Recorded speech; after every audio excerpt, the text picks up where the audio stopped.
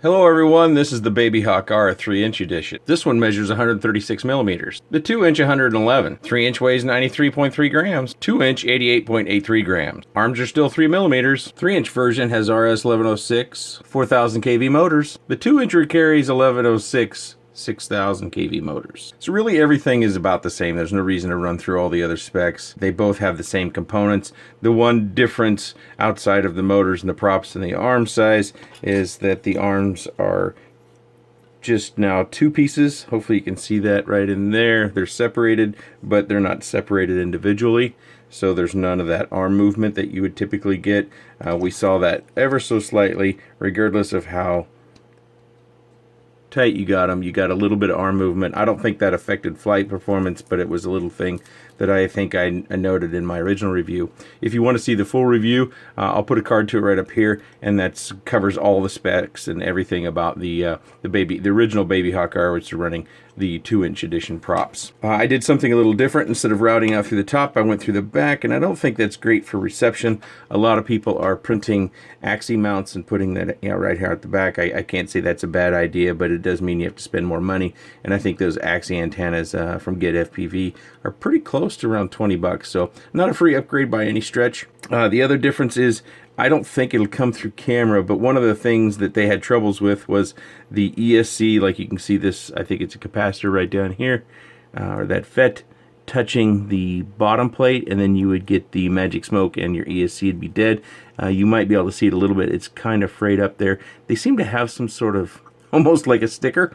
They have something that prevents that from happening, and you can see on mine it'll come through a little bit clearer because I printed a little TPU piece that's very, very similar from Thingiverse. So if you have the original, I would suggest you do that if you have the ability to print. Otherwise, I would suggest purchasing one off of Thingiverse. You have to actually pay someone to print it. The PIDs that come with it work fine. I did tune mine up a little bit for 4S. I wanted it to be a little bit sharper. I did talk to JD from Emax, and we briefly spoke about the PIDs, and they left them fairly soft so they would fit more people's flight styles or the way they wanted it to feel. They didn't want to just lock it in and then it'd be much too twitchy for one pilot and still too loose possibly for another pilot. So the PIDs are a little bit open. I tightened them up a little bit for 4S, and I'll post those here. On 3S, I didn't change anything according to their PID tune. I'm not certain if they're doing this for all of them, but they included a little note about the profiles in 3S, 4S, and stock.